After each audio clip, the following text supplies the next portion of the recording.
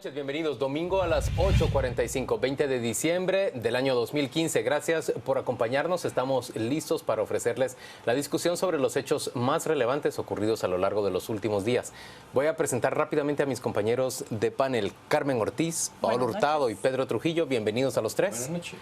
Y le damos la bienvenida también a Edgar Gutiérrez. Él es el analista que en esta jornada nos ayuda a reflexionar y a hacer disección sobre esa decisión de una buena parte del partido líder en aparente vía de extinción para que han decidido separarse y montar un nuevo grupo parlamentario de nombre Bancada Progresista. Ese es el nombre que le han puesto. Muy bien, le pedimos a Edgar que nos ayude a entender estas decisiones y le damos la bienvenida. Carmen, arranca con la primera pregunta. Edgar, buenas noches, bienvenido. Al 26 de noviembre del presente año teníamos alrededor de 4 partidos políticos o 4 bancadas relativamente grandes o con relativo poder en el Congreso de la República. En este momento se adiciona una nueva bancada que es esta bancada progresista. ¿Cómo perfilas tú el futuro en el Congreso de la República? Estos reacomodos, ¿vamos a terminar con mayor fragmentación en el Congreso de la República o podría ser todavía que pudiera reducirse esa fragmentación? Buenas noches a todas y a todos. Primero, la legislatura que se inaugura el 14 de enero próximo es la legislatura con más bloques que hemos tenido en 30 años. No me acuerdo bien si son 12 o 14. 14 partidos políticos. 14 partidos políticos. Y a esto se adicionan 2, 3 más. Entonces vamos a tener por lo menos 15 bloques entre bancadas y bloques, como les llaman ellos. Entonces va a estar bastante fragmentado el Congreso. Probablemente si la UNE logra administrar bien sus divisiones, que ya comienzan también a asomarse por ahí, puede ser la bancada más grande, incluso además de los 35 que ganó, sumar otros más. Aún así, no vamos a tener una bancada mayoritaria o una aplanadora. Y eso, en condiciones de un gobierno con una bancada muy pequeña, va a hacer el trabajo parlamentario muy, muy complejo. ¿No podría pensarse en determinado momento? FCN había anunciado que no iba a recibir tránsfugas en sus filas. ¿Podría pensarse que posiblemente estos movimientos que se están dando sería una manera de tener otra fuerza en el Congreso por parte de FCN, parte de una estrategia para no desdecirse en esas declaraciones que habían dado en su momento, pero sí tener una bancada que pueda ser aliada, por llamarlo de alguna manera, así como se hablaba de partidos políticos satélites, en este caso una bancada satélite a FCN? Mi percepción es que FCN va a entrar con muchos pretendientes en el Congreso. Es decir, que desde UNE hasta este nuevo bloque y otros más van a querer cogobernar con el partido de gobierno y con Jimmy Morales.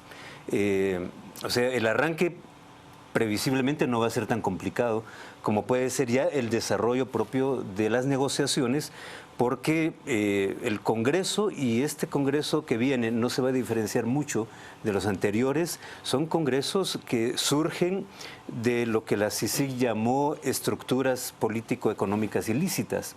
Es decir, en las elecciones cambiaron muchas cosas, pero básicamente la composición del Congreso sigue siendo una composición clientelar, y eso lo notamos en la manera como aprobaron estos 16.000 millones de quetzales para obra pública, donde ellos se reservan su buena tajada.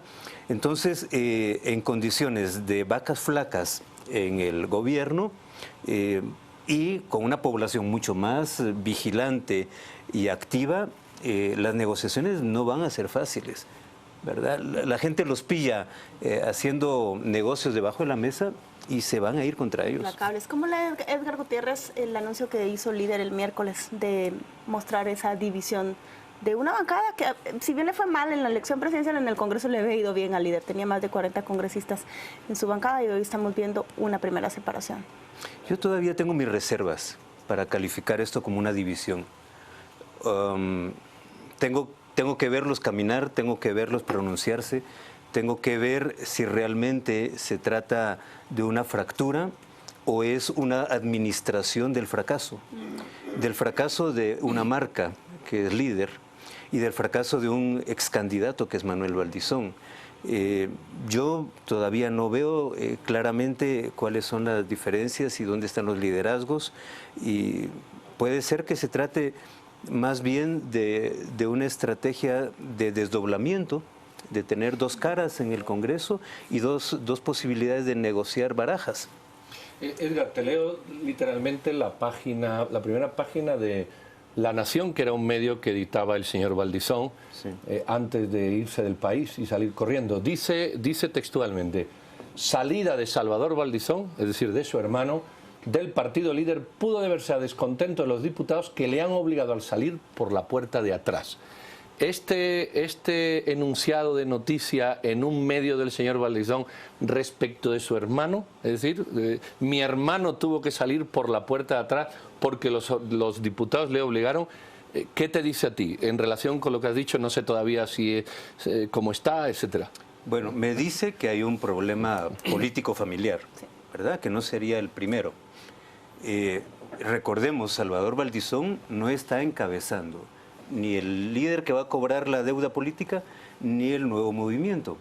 Él está por aparte, efectivamente está independiente, o sea, no está con ninguno de los dos bandos.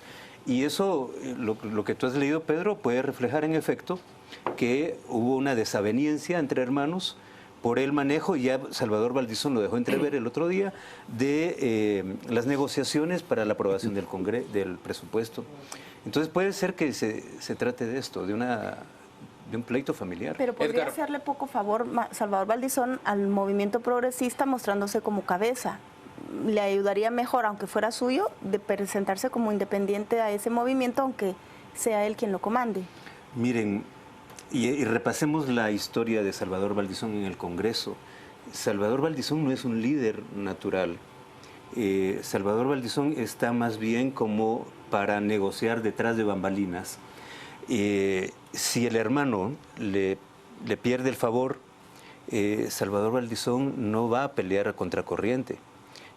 Si ustedes me preguntaran qué futuro le ven a Salvador Valdizón el próximo año, después de un tiempo, la renuncia del Congreso, si ya no tiene a su hermano de su lado.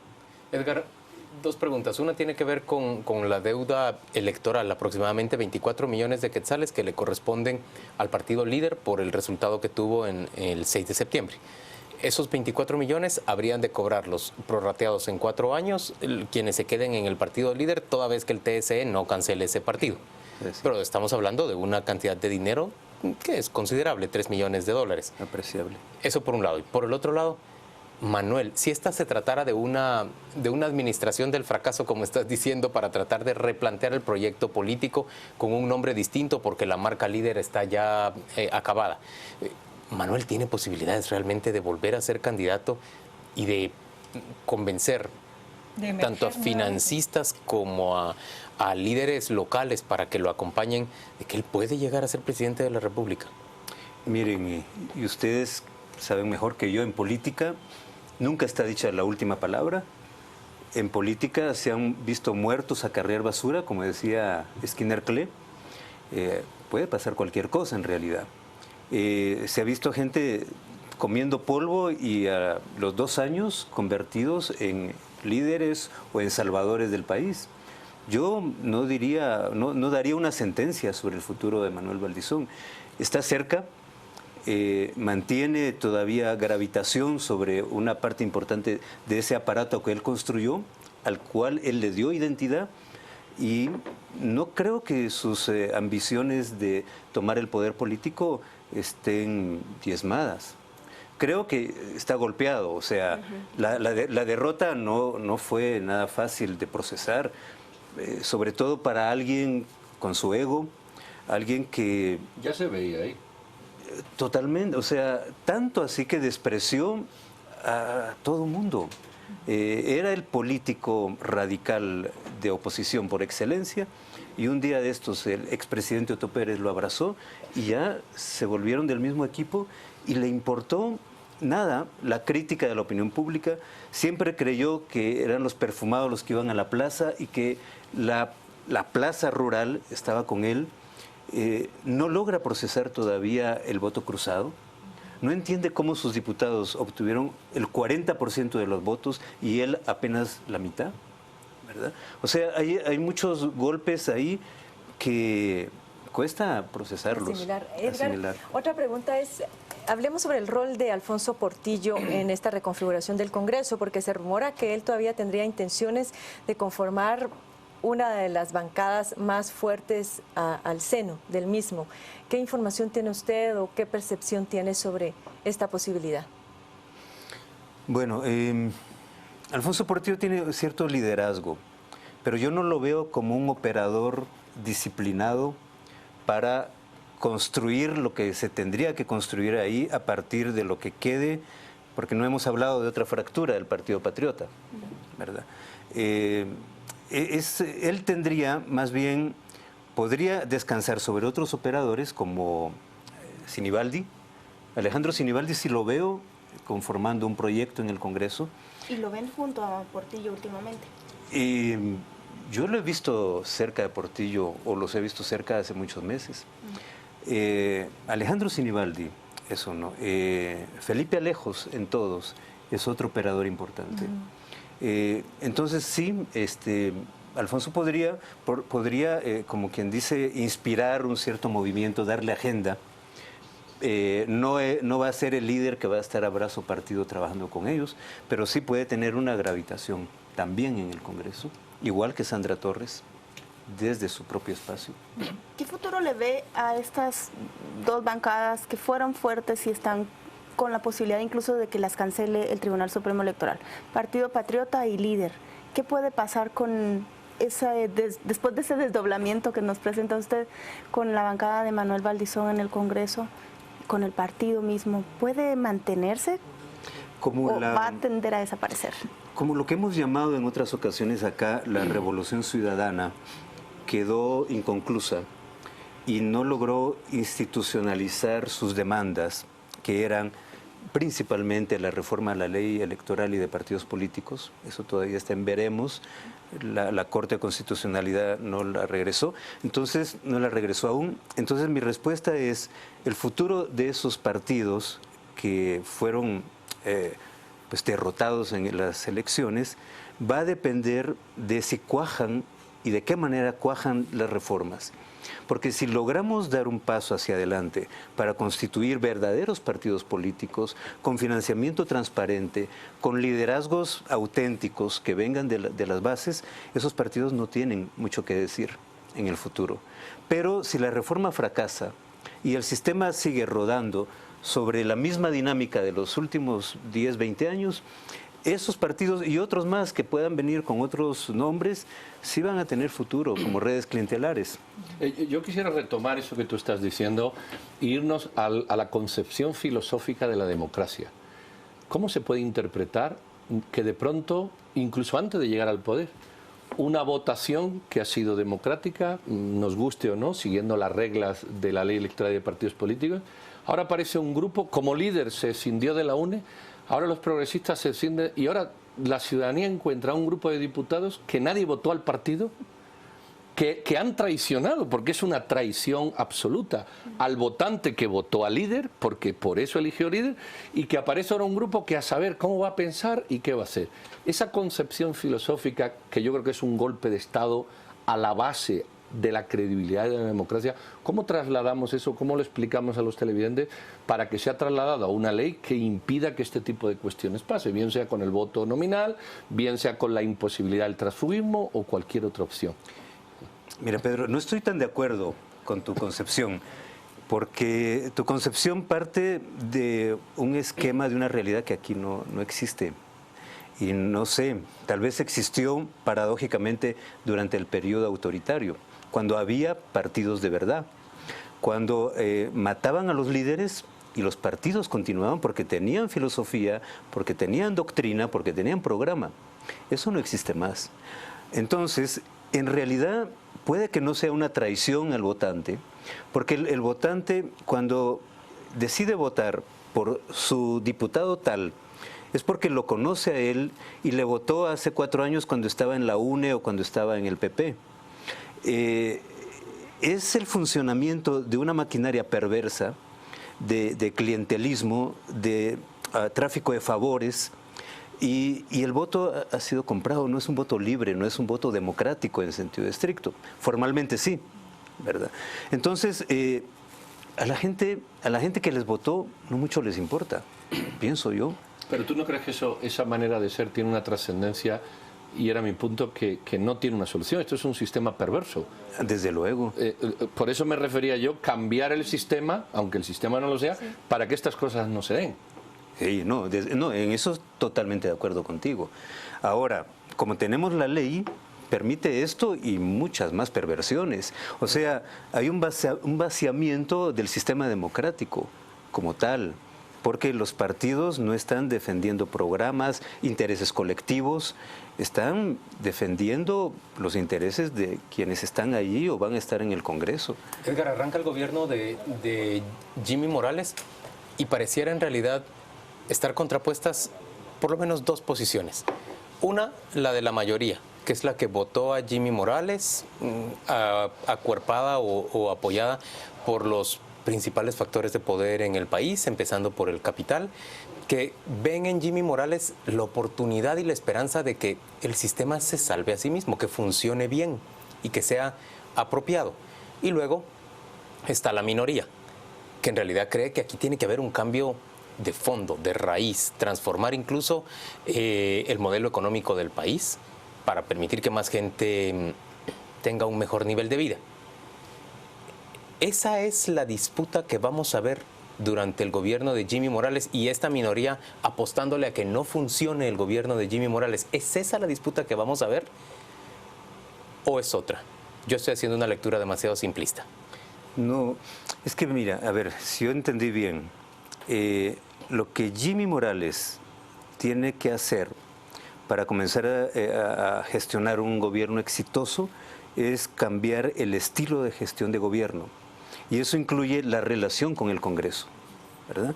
Si Jimmy Morales cae en la trampa en la que han caído todos los presidentes antes, de negociar en base a proyectos, a obras, a chantajes de plazas, Jimmy Morales se va a hundir con el Congreso, ¿verdad?